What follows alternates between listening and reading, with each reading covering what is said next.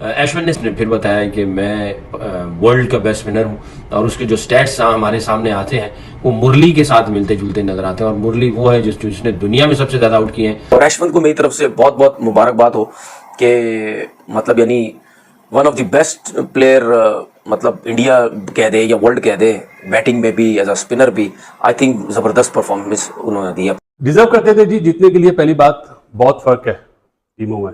अगर पाकिस्तान की टीम बोले तो बांग्लादेश से जो फर्क नजर आया था वही इंडिया ने बता दिया कि इंडिया की क्रिकेट में और बांग्लादेश की क्रिकेट में ये फर्क है। बॉलर्स ने सारे खाने टिक कर दिए और 2 स्पिनर खिलाए थे। क्यों? कि बॉल स्पिन होगा। आपके पास अगर जैसे अश्विन जैसा प्लेयर हो इतना, यानी कि अश्विन हैज ऑलवेज बीन, वो कहते हैं ना, अश्विन को मैं जब देखता हूँ मुझे अनिल कुंबले की तरह वो लगता है।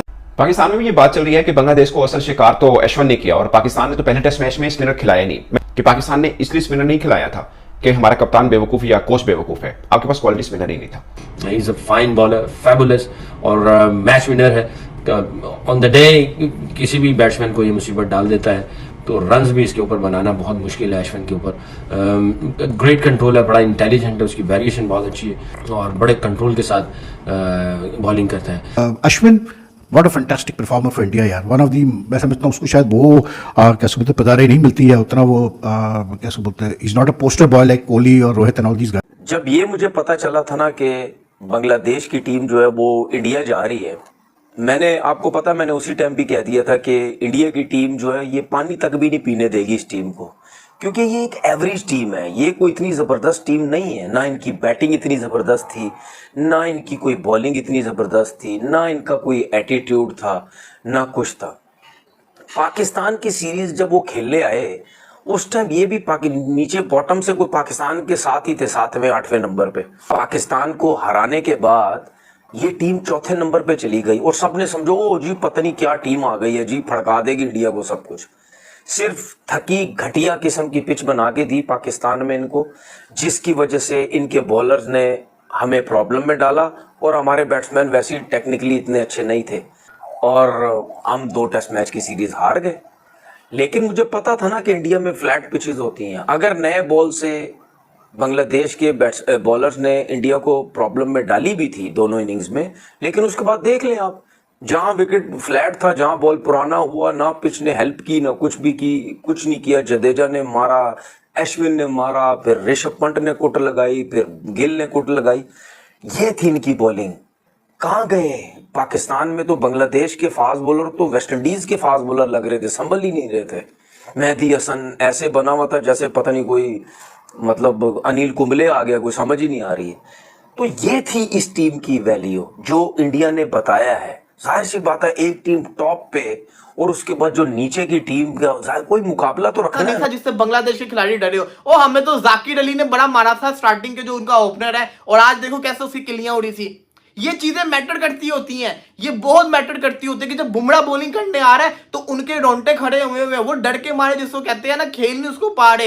इवन बुमराह के डर से वो सिराज के खिलाफ भी आउट हो रहे हैं, आकाशदीप के खिलाफ भी आउट हो रहे हैं। और सबको छोड़ दो, स्लिप के ऊपर इसको कहते हैं हुटिंग करना, इसको कहते हैं स्लेजिंग करना। पंगे में पंगा ले रहे थे, पंगे हैवी वाले नहीं ले रहे थे, लेकिन बोले जा रहे थे बार बार। विराट कोहली स्लिप पे खड़ा हुआ था, गिल की स्लिप पे खड़ा हुआ था, ऋषभ पंत विकेटों के पीछे था, पंगे में पंगा ले जा रहे थे, बोले जा रहे थे, टीज करे जा रहे थे। ये चीजें मैटर करती होती हैं। टेस्ट क्रिकेट का यही तो हुस्न है, ये चीजें आपको करनी पड़ती हैं। लेकिन हमने तो भाई ठेका लिया हुआ है ना, हमने तो जिसको कहते हैं ना यारी दोस्ती के साथ खेलना है। बाहर वाले भी आएंगे तो उनको जपियां पपियां करनी है कि नहीं यार आप हमारे मेहमान हो, आप जिसको कहते हैं ना परफॉर्म करो। खैर है, हार जाएंगे, खैर है, ये नहीं होता। टेस्ट को टेस्ट समझ के खेलना पड़ता है, सीखे कुछ। यही साथ रहते हैं हमारे, जिसको कहते हैं ना कितने किलोमीटर की दूरी होगी, 600-700 किलोमीटर की दूरी होगी जहां पे चेन्नई में मैच हो रहा है। क्या बोला था आपको मैंने कल कि बांग्लादेश की टीम कल आउट हो जाएगी और 200 रन भी नहीं कर सकेगी, क्योंकि मुझे पता है कि इंडिया की जो बॉलिंग लाइनअप है